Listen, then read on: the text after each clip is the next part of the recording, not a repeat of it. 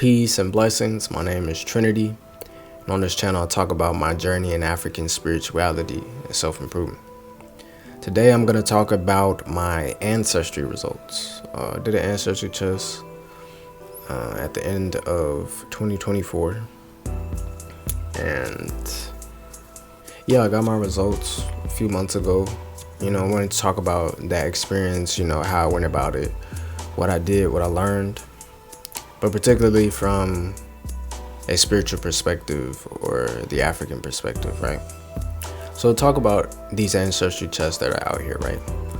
These tests take a very small percentage of your DNA, a very small segment, and they take that DNA, they cross-reference it with other DNA samples from regions around the world.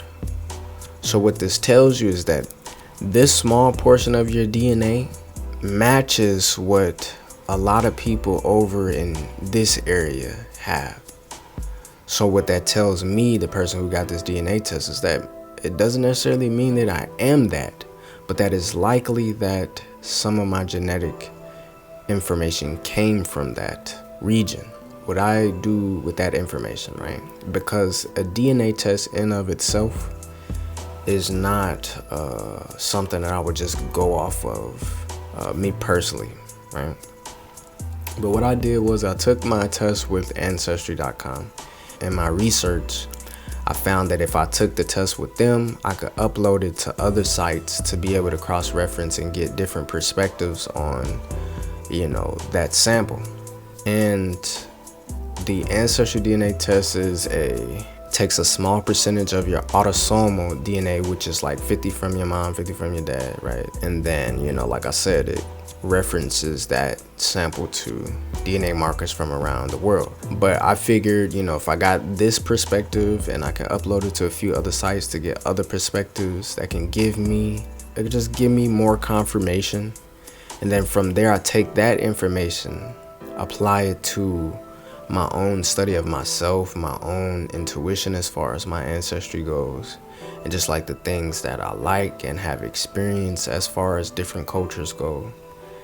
And from there I can make an inference or a hypothesis, about what DNA can be confirmed, right? So that's my scientific mind, right? That's how I approach it as, a fairly skeptical person of something like this, right? But I felt really called just to do it. It was something that came up to me. If you watch my last couple of videos on my hand of Ifa ceremony, it was something that came up for me to do to confirm my DNA, or get insight to my DNA, my genealogy. And that's something I want to talk about next, right? I think the biggest piece of comfort and confirmation that I got from doing these DNA tests is that in each of the ones that gave me a DNA breakdown, an ethnic group breakdown, Nigerian was there, right? Yoruba was there. And that speaks to my spiritual interests. So in my last videos where I was talking about this longing to go home to spiritual tradition of Ifa, right? And the fact that originates with the Yoruba people of Nigeria, I'm like that, when things like that synchronize and happen like that, I'm not making this stuff up, you know what I'm saying? It's not just, all woo-woo like that, you know what I'm saying? These things are actually real. The things that we feel and a level of intuition when we're approaching it from the African perspective, from an African mind and understanding of reality in the world, they hold weight. You know what I'm saying? So it's important to, listen to yourself and to approach things spiritually, I think, as an African person, as a melanated person, because it helps, it helps you. Right?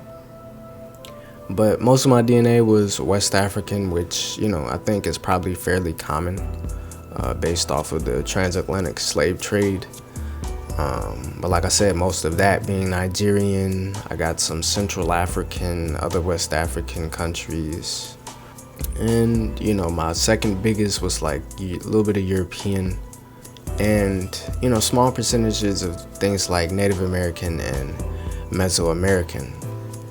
But all of the information that, as I was looking at it, a lot of it spoke to things that had that I felt intuitive connections to, right? So as I was reading the information, a lot of intuitive connection came up. And I found that was, very comforting for me, because in conjunction with this, like, ancestry test, what I've been doing along my process of matriculation spiritually in recent years has been venerating my ancestors, right? And for the past couple of years, that's particularly been through spiritism, or in other words, intentional time that I spend to pray for and talk to my ancestors for their elevation, and in turn for my own, right? To space to be able to cleanse myself and realign and balance myself within the ancestor energy within me and within the ancestor energy that surrounds me, right? So that's where my mindset has been. And in many African traditions, the ancestors, and many ancient traditions in general, the presence of your ancestors is not denied. But just think about it. Millions of people, couple million people, had to live lives before, in order for you to get here. Like, you are the product of millions of people, and like just humanity as a whole. We have, common ancestors. All of these millions of years. You know what I'm saying? So like, I don't understand this disconnect that we have with ancestry, outside of simply dogma, religious dogma. You know what I'm saying? I don't understand where that detachment comes from, because like, you literally have ancestors. Like, that's not a deniable fact. And I can understand that, the veneration of them is really the issue, right? You don't worship the dead, right? But the thing about that is that your ancestors, yes, they are not in this realm, but they aren't dead, and they live within you through genetic material. So the ancestors are a living thing. You know what I'm saying? They're a living organism within our lives that, has impact. So I believe that as a melanated person, as an African person, it can bring you benefit to venerate your ancestors, because it's a level of self-love, right? Honoring where it is that you came from, expressing the desire to know that, to align with that. This is what this test represented for me, just another step in that direction, right? Is it worth it? I'll say it depends on, how much it means to you. If it's something that you're really curious about, I don't think there's any harm in it. In my case, I think it was worth it from that spiritual perspective, to get that confirmation in that type of way. Yeah, so, much like a tattoo, like anybody can get a tattoo, like it's fun, it's cool, but, it really just depends on your intention behind it.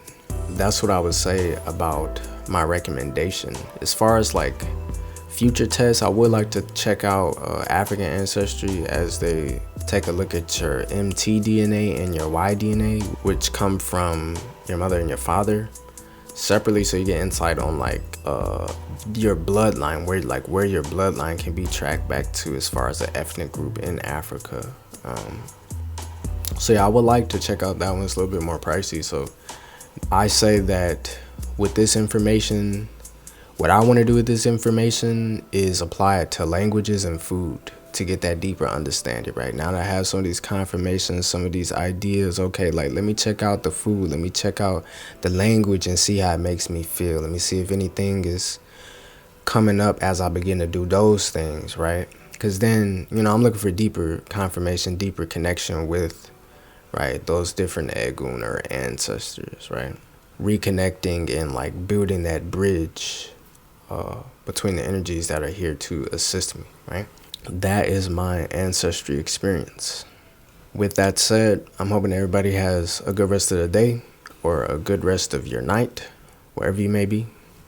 I'm wishing everybody peace and blessings, and may your ancestors come to your side as you move closer to theirs. Ashe. Peace.